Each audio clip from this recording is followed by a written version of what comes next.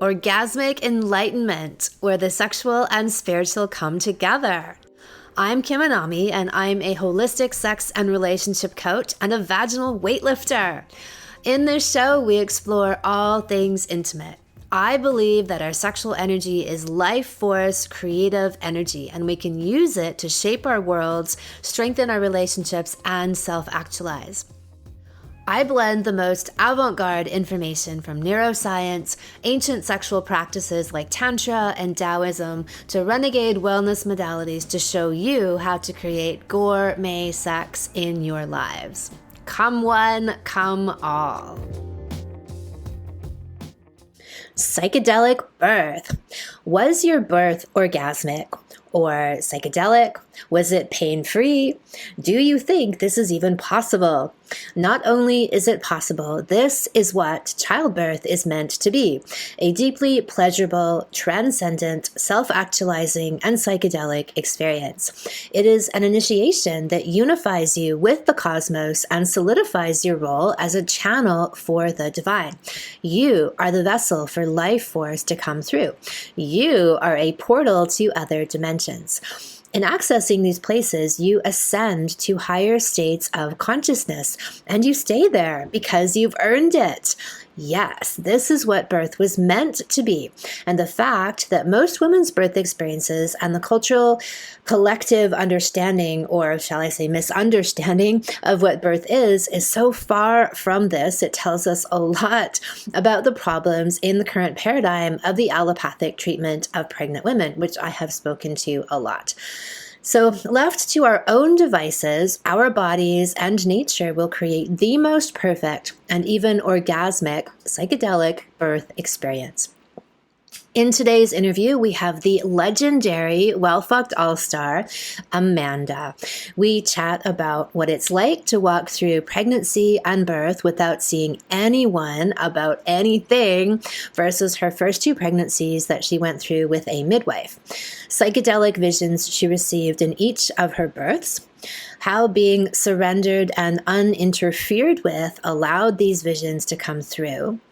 Orgasms as prenatal care. This is epic. Plant medicine versus birth and cervical orgasms, and how birthing from her own intuition has transformed her as a person to become her truest, highest, and most confident self and mother. Well fucked all-stars. Hello, Amanda. Welcome back to the Orgasmic Enlightenment podcast that you have been on many times now. I think you might actually be the most interviewed all-star. Yeah, I totally am. I know I was about to say, thank you for having me again. I appreciate and again, the opportunity. And again. Yeah. Well, you're such a great example, and so happy to highlight your adventures and accomplishments as a beacon to all. Yeah. So today we want to talk about your psychedelic birth. So you've had 3 children now, and the last birth you went through completely unassisted and a total free birth and pregnancy, which means that you didn't see any outside so-called experts through the pregnancy. You didn't get testing, you didn't consult people, you simply consulted your own body and your own intuition, and you went through the birth that way as well. So let's start with that, because I think that is connected to having, the more that we trust that our bodies will guide us through this process, we open ourselves up to these orgasmic, ecstatic, and even psychedelic experiences in birth. That's the reward, right? Is we get to tap into what's already there. But when we're constantly outsourcing that power to others throughout the process, especially during birth, but even during pregnancy, and there's obviously degrees of that, right? But for you, you've gone through it without any kind of outside consultation or interference. So tell us about that. Yes. Oh my gosh. Just giving birth in general is just my favorite thing to do, period, like a pastime. What do you like to do for fun? What are your hobbies? Having babies, I like to be pregnant. I like to give birth. Yeah, exactly. So I love it. I mean, obviously I'm on my 3rd one and definitely want more children still. So I love it. And yeah, this third pregnancy and birth, I feel like is like the zenith, of what I've experienced so far.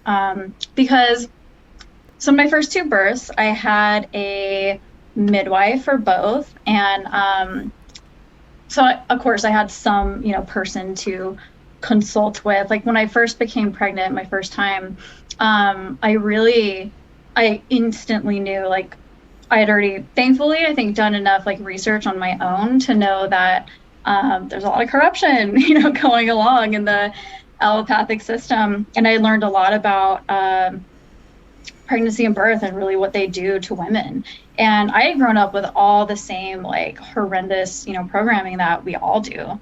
And I changed my mind like really quickly. Like I just quickly realized like nobody had talked about that stuff as it was bad. But then of course when it came my own time, I was like, whoa, like I'm not going in there. So I did find I instantly knew I wanted to birth at home. And at that time, like I had no idea that midwives could be anything but like the community, like wise women, like loving on your belly. Yeah, like totally. Yeah. Like I really, I had no idea at that time that they were actually pretty close to like the medical model. But I had found one, again, kind of luckily, that was very, very hands off, like totally like birth is normal, like shrugging, like just totally casual about it. So it was really nice to have that. But like I said, very hands off, not into like testing or any of that kind of thing. But it was still an outside source. And I frankly, after I gave birth the first time, I was like, why did I hire this lady? Like I could have done that so easily by myself, because my first birth was just incredible. Like very short. I was by myself like 95% of the time. She barely made it. I could have just given birth by myself. But with that said, the second time I got pregnant, I actually did hire her again. And the reason for that was that I didn't have like any community around me at all.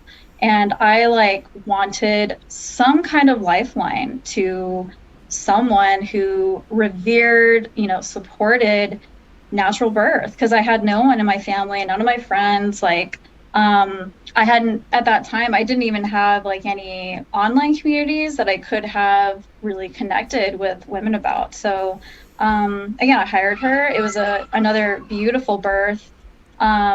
Very, again, hands off, no coercion of any kind, which was great. But I think you told me though, with that second birth, she was in another room. Like you basically put her into the other room and were kind of like, come if I need you, but we've got this. yeah. Yeah. Mm-hmm.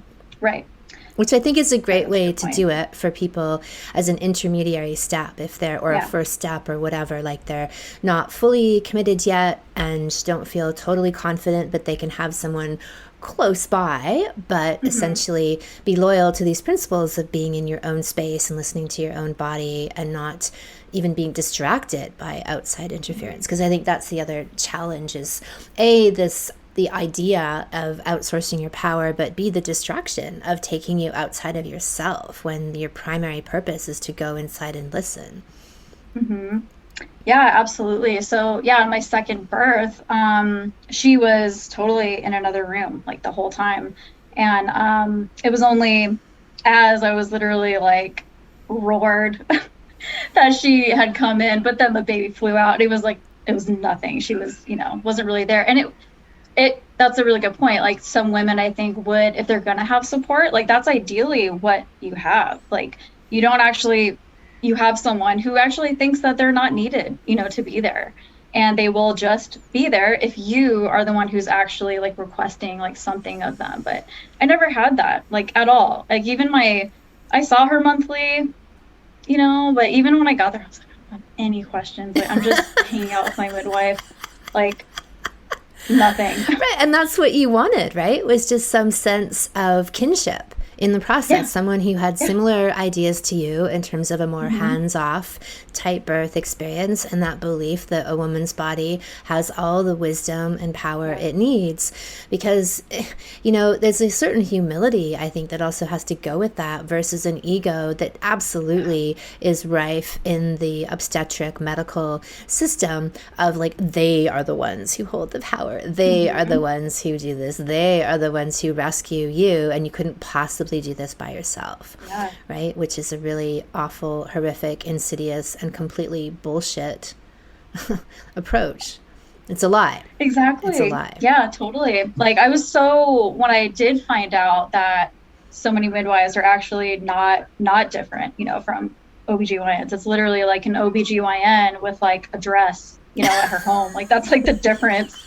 And so I was so disappointed to learn later on that, yeah, like it's a whole thing, like the midwife term, you know. Midwife as in medical midwife. wife. Yeah, versus exactly. Midwife. Yeah. Yeah.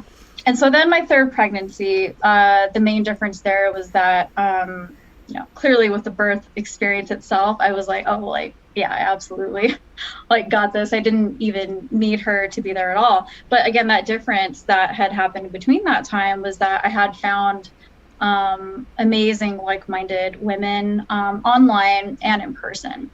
And when I had that, I was like, oh my God, that's what I needed that entire time. And me, like, of course, like me, like I was the primary, like all I really needed. And that's really what it was, even like in my first two. Like I said, I had no questions. I wasn't like, I didn't actually need her help at all, but I just wanted someone to be around. And so my third time, I, from beginning to end, literally, I didn't even test. Like, I wanted to start this entire pregnancy completely in my intuition from beginning to end. And I had felt, so with my last two babies, I very strongly felt their presence, like, coming to me. I literally felt like something coming at me, like from the sky, kind of. That's what it felt like to me. And I was like, oh, better prepare, there's a baby coming, you know? And so with this third one, I had that feeling really strong. And it was actually only 2 days maybe after conceiving that I knew I was pregnant. I just got like a beam. I was like, oh, like I'm pregnant.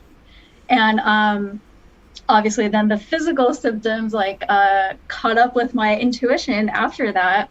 But it was so wonderful, like not to test, even to start that way, because it was a temptation. Like with my other ones, I was like, oh, I just want to know, like I want to know for sure, even though I did know even at those times. Knowing that you were pregnant, you mean, to get even a pregnancy mm-hmm. test? Yeah. Exactly. So to start that way. Yeah, so with this third pregnancy, that's how I started. In fact, I didn't even tell my husband for like over 2 months. That's the third month. What?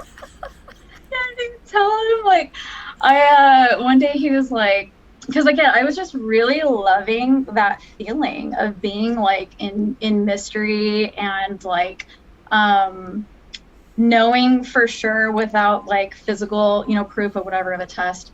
And so I told him, and he was like, oh, okay, well, all right, or like we're doing this again. Like, I'm so happy, you know, we've wanted more children. So he was like instantly too, like he has, oh my gosh, the most incredible partner throughout all my pregnancies. And this one as well. He was totally like, whatever you want to do at all, like I'm good.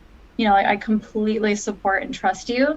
And yeah, that's how it was. So I didn't, the entire pregnancy, like I said, I didn't see anyone of any kind. I think I maybe got acupuncture like once at the end or towards the end or something like that. But it was so beautiful to, again, just be like completely within myself, like any kind of, I wouldn't even say that I really had any fears in that pregnancy. In fact, it felt, I actually didn't. It felt like completely just like life. Like being pregnant, knowing there was a birth on the way was no different to me than like eating or taking a walk or whatever. Like it was just like, this is just completely integrated into my life. There's no difference. It's a special, you know, like passage, but that's how integrated it was. And there was just, one thing I also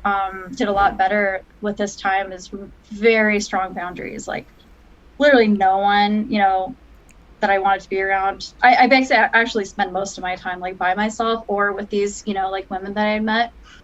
So do you mean by that people who weren't in resonance with you? Like if you didn't feel a strong alignment with people, you didn't want to be around them and you kept those boundaries? Absolutely.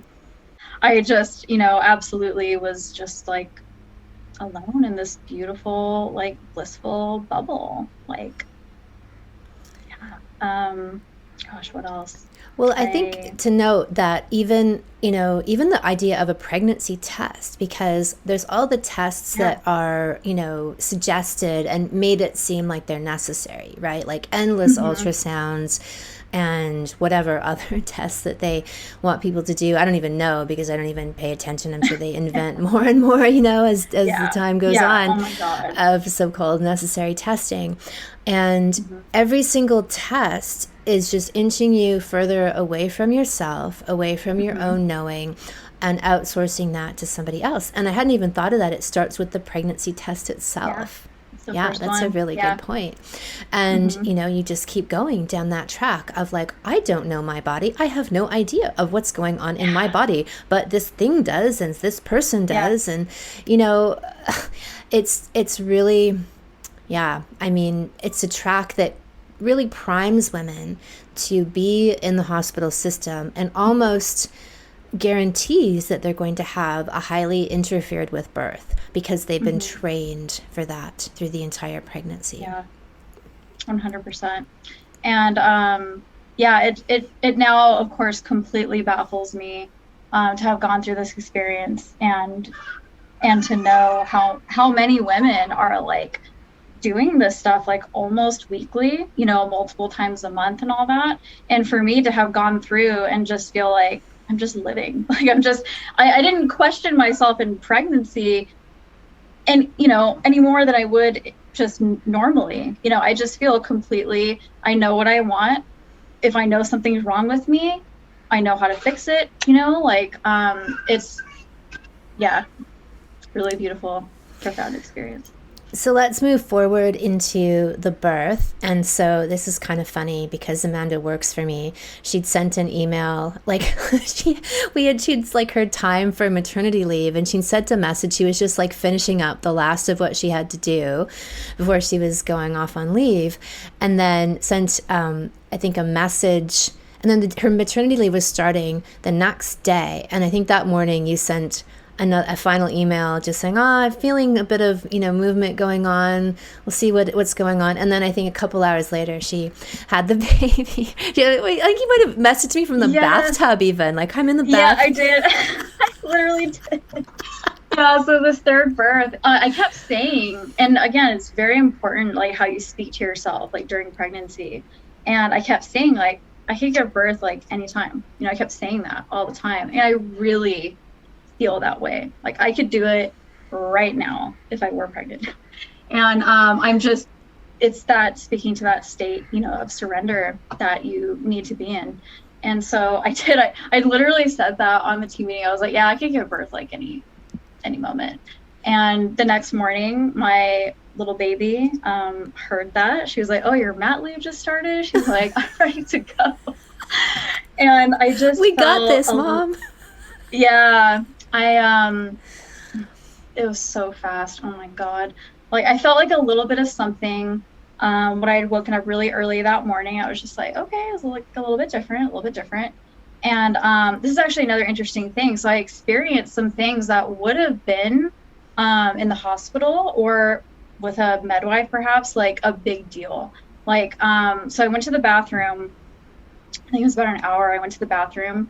And I released my waters, and there was a bunch of meconium, which is poop. You know, it's like the first baby poop.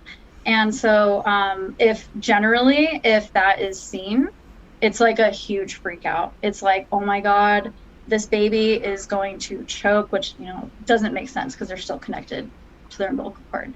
But it's a cause for concern, you know, if you're in the system. So I released that, and I was like, okay, like that's different. I haven't experienced that yet, but I had heard, you know, other women who have experienced that too, and it was no big deal. You know, they just continue to release it just like they normally would with water, and it was fine. So I didn't feel any, you know, waves or contractions at all. I just was releasing water, but just walking around by myself, you know, in my house really early in the morning. And I was just hanging out. And then, then it finally got to the point I was like, okay, like I think things are like starting to really happen now. And my husband woke up, and I just nodded at him. I was like, I'm gonna get in the bathtub. And he was like, oh shit, like I'm gonna go clean, like okay, you know, because we had just, like, the night before, we had just checked so many boxes of things that we needed to do and get done. So baby's intuition just cracks me up. Like in this case, it was just such a perfect example of them knowing like when their timing is. And so anyway, I made myself a bath, and I think it had been about 3 or 4 hours since I had like released my waters. And it was just at this point that I was really starting to feel like surges that I knew, like, you know, that birth was imminent. And so I got in the bath, and it was just like the same as with my other births. Like I just don't experience pain in birth at all. Like it is I'm so in love with it, and I trust it so deeply. Like I don't even know in my experience how pain could like occur. Like just being that deeply surrendered to it, like in all of them, you know, like there was the only way I can describe it is like it just feels like power. Like of course we know what the contraction is. Well, actually it's like that. But to me, it feels like this like just burst of power, and there's just no pain behind it. So I was experiencing that, and the whole time I slipped into like just pure like psychedelic bliss, like really fast, pretty much immediately, because I was by myself, like at this stage, like literally no one this time, so no midwife to call, nobody to call, which was it did make a really big difference to me. I was like, wow, this is like really, really on my own this time. And being there in the bath, I just slipped in, and I just got the most beautiful visions of my baby coming out of my vagina that looked, in my mind's eye, like a river, like just slow, like calm water. And she was laying on a bed of flower petals, just like a sweet, like a sleep baby. And so she was floating out.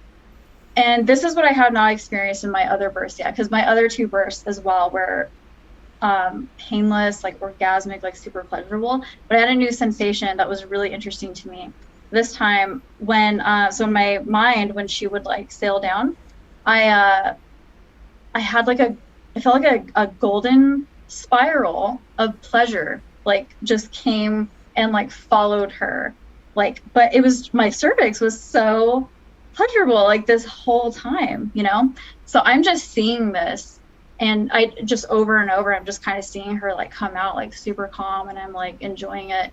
And then finally, this was only I was only in there about an hour, and then I really felt all of a sudden like this just seems like it's happening like really, really fast. And I was actually surprised like by how fast it was feeling. I was like, I think like, you know, she's gonna start coming soon. I just was feeling more power, again, not pain, but like more intense like power.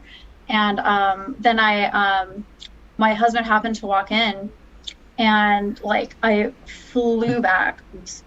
I flew back, and I was like, oh my God. And it was total like fetal ejection reflex. I grabbed onto the bathtub, was completely taken over. And like, I'm not sure, 1 or 2 pushes maybe. She literally like flew out. There wasn't like much pushing. Well, for me, like my body was completely doing it, like total fetal ejection reflex. And just again, like I was already experiencing like orgasmic like pleasure waves like throughout that hour, but the coming out, that's when like an extra like massive like explosion and like, oh my god, colors, like massive orgasm. And she popped out, and my husband and I were just like, we just looked at each other, we were like, oh my god, like we actually did this, you know? Oh my god, it was just the most epic feeling. And so this is another thing, again, that people like freak out about when she came out. I took her to my chest, and she was very tightly wound, with her cord, like very tightly, and I had to undo it. But this is like the interesting thing is that she was like my most vital baby. Like she was instantly like totally pink, crying, very loud. And it was just complete and utter euphoria. And my kids, my younger children, or older from my baby, they woke up and they ran in there. And my poor son, he was like terrified because we were crying. And he was like, he was so mad because he wanted to be there. And he had been trying to set up my birth pool for weeks. Oh, like he had been trying to, he wanted to be my little birth partner. And I had envisioned wanting him there too, but it happened so fast. It didn't even happen. So he started crying because we were crying, and he was like, is she dead?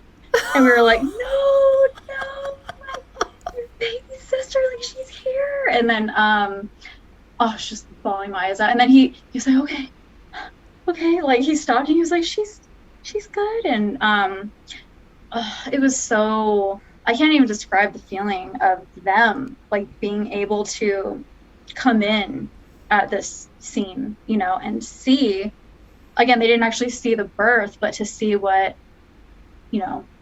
birth can actually be like, and like the instant, right after they're born. Like children don't get any, they don't get to see any of these scenes, and at all. And so for them to have experienced that and see like the normalcy of just like right after that. But I had the whole golden hour, I hung out like bawling in the bathtub, like really couldn't, like, even though I was planning for it, to have it happen and actually do a free birth, I was surprised by how awash with that feeling of freedom.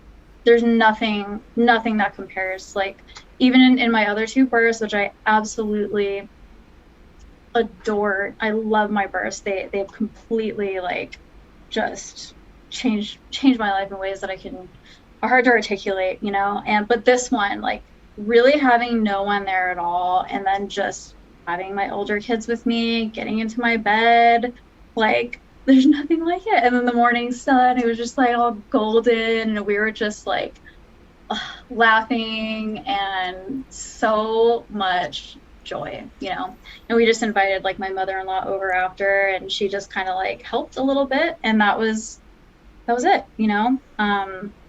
It was absolutely, again, like I said earlier, the zenith of my birth experiences from beginning to end, because then I ended up also like processing like my own placenta, again, from beginning to end. Like I ended with processing my own placenta as well. I was allowed, I birthed it on my own timing as well, because that's the thing, a lot of midwives, like for their licensure, like you have to birth it at a certain time, otherwise they start getting very fussy and they want it to get out, and so there's always that like pressure to do that. And so for me, it came out in a few hours, and it was perfectly fine. It was beautiful, and I processed it, myself, and I made my own tincture with it, and also ate some of it myself. I put it in a smoothie, and then we have the rest to bury at a later date. But again, like just literally beginning to end, just complete and total like sovereignty over the entire situation.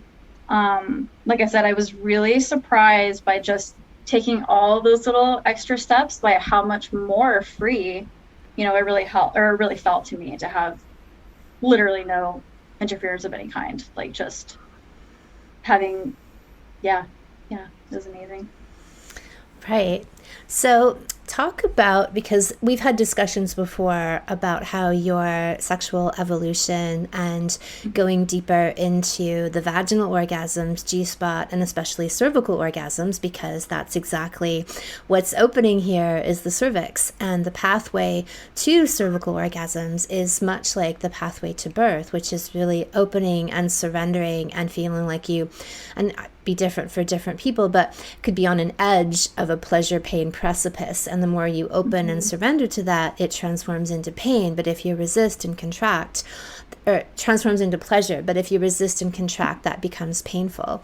So speak to that and how, and your experiences in cervical orgasms, how, and I speak about this a lot too, you could reaching altered states of consciousness where the description of the cervix, and in Taoist reflexology and even in the Western system, the connection to the vagus nerve, which is called the most spiritual nerve of the body, going all the way up to the crown chakra. And the Taoists talk about the heart connection at the cervix, and again this connection to the crown. So there's a very spiritual portal that's there, that's the gateway between life and death. So how do you weave that into your sexual experiences, and even more about this psychedelic angle? Right. So what I found very fascinating with my very first birth was that I had like no sexual connection at that time, and I still had an orgasmic pleasurable birth because I was able to surrender. But that's the thing, it's like, okay, so I did experience that, which was amazing, but it's like, how do you learn how to surrender? Like otherwise, how do you like really stay in that state? Because what I found is after I gave birth the first time, I was like, I couldn't believe that my vagina could do that.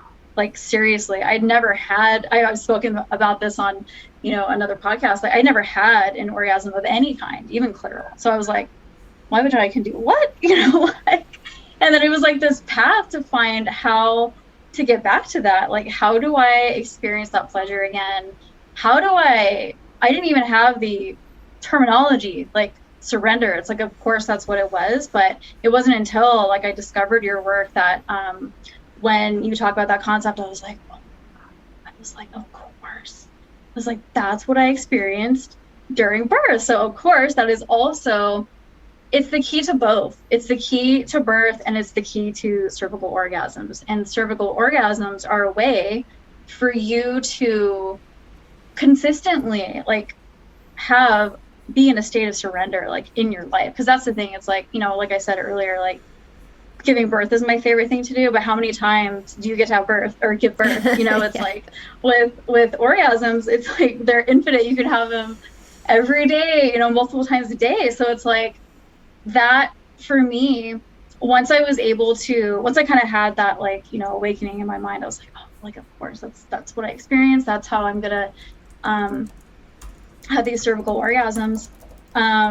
They became my like lifeline back to what I experienced in birth. And so it was my second pregnancy that I had my like whole sexual awakening as a result of your work before. So really like orgasms were my prenatal care, in my next two pregnancies. Like my second one, of course I did have like the midwife and whatever, and I saw her, but again, that really what I did for my prenatal care was fuck myself. I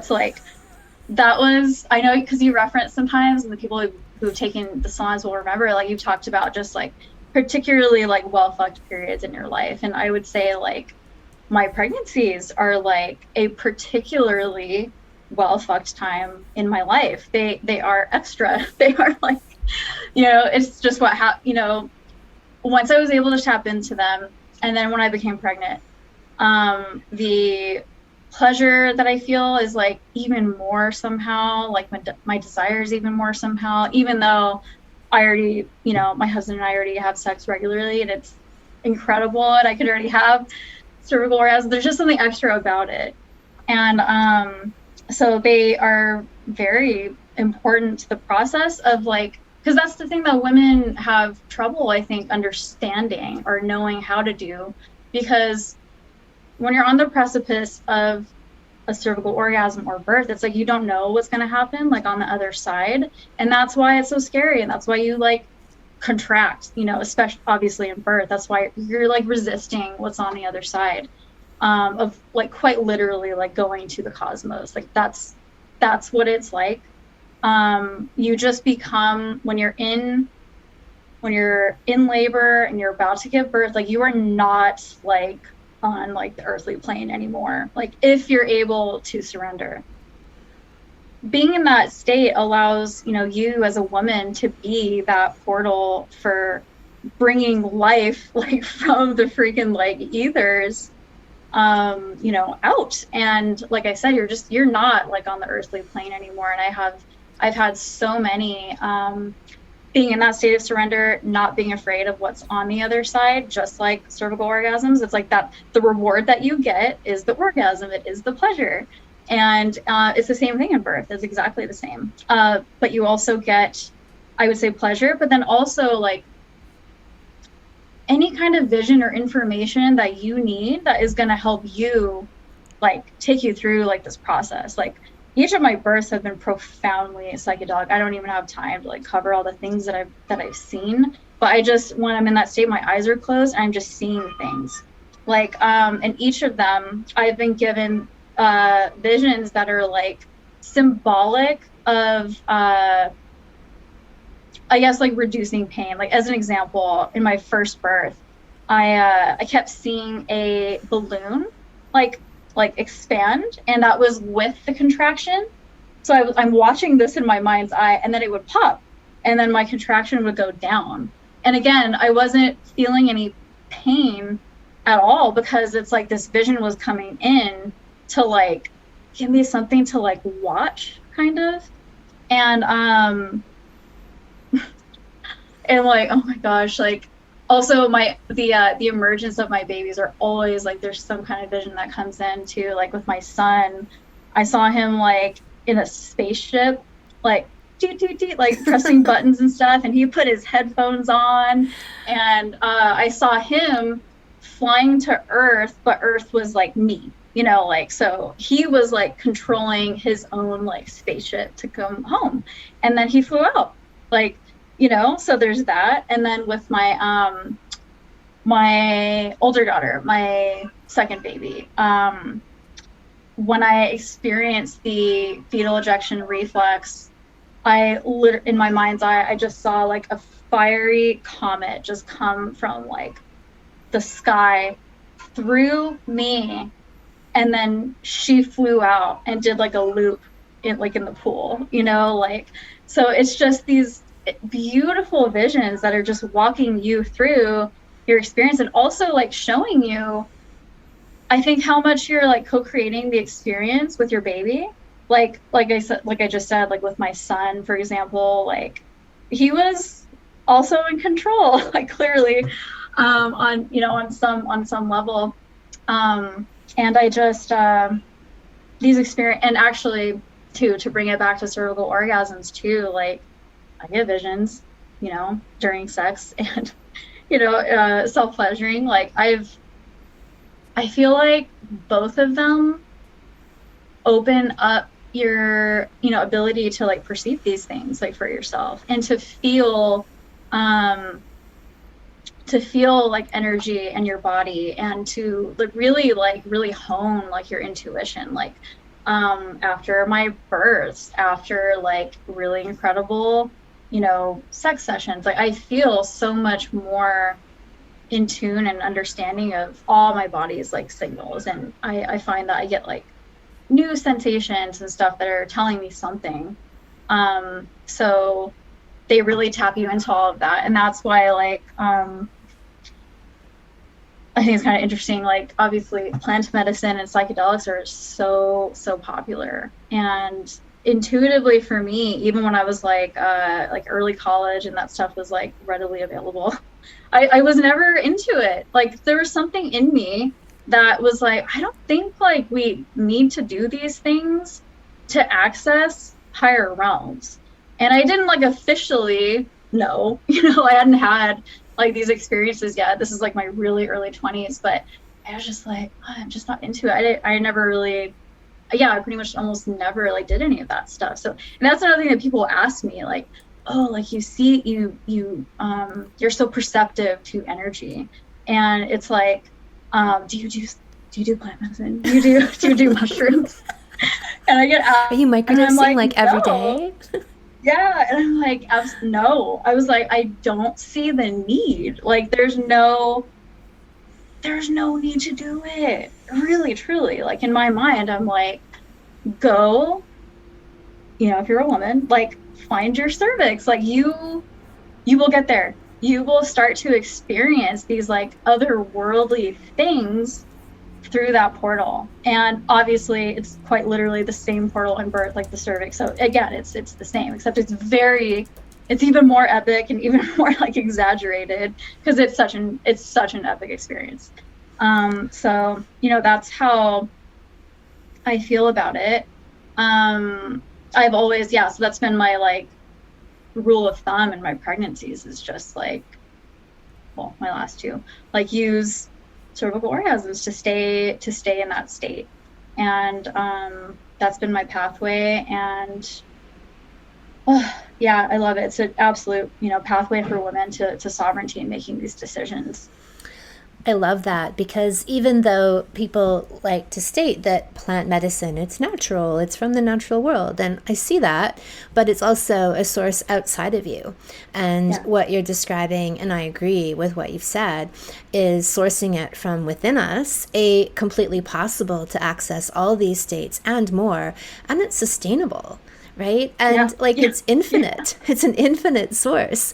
And anything that's where people are constantly searching and seeking outside of themselves, I just intuitively avoid.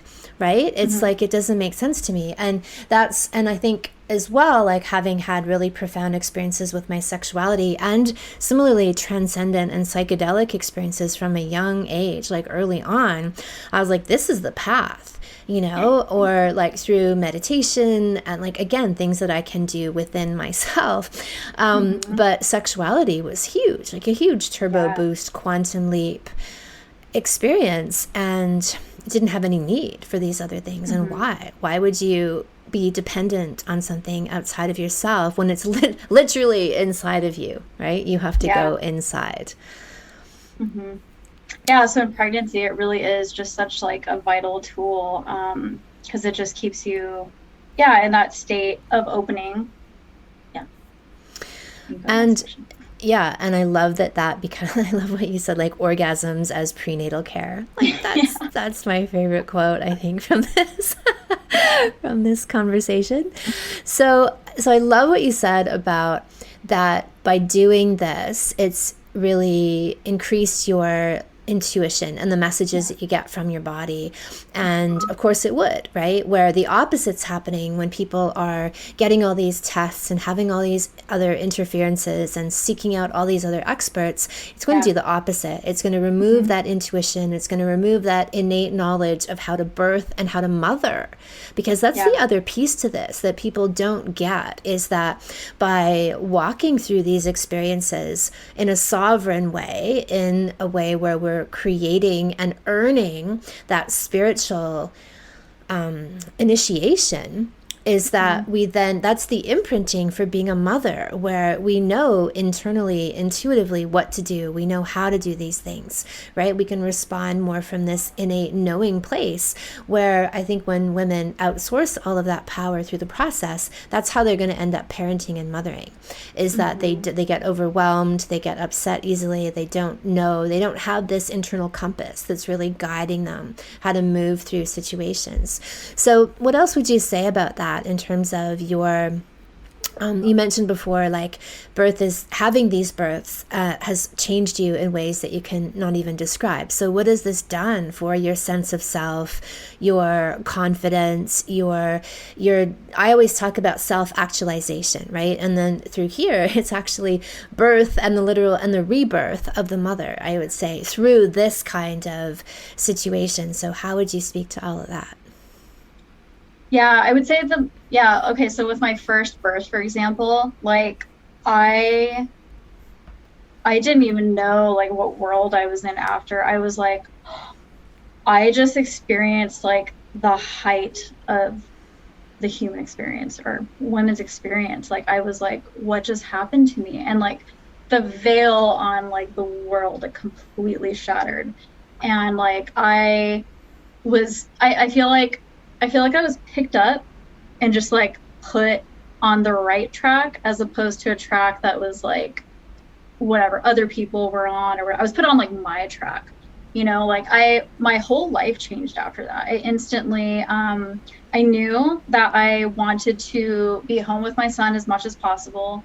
I wanted to really, be there for his childhood instead of just I did not want to put him like in school. I didn't want him to be, watched by it. It pained me to be away from him. And so like all of my decisions after that were like, oh my gosh, like what can I do to like change my life and create a life for myself where I can be there for my son and actually watch him grow up, because it's like, most of us were just like put in school for, well, until college. And I was like, oh no, I want to be there as much as in his life as possible.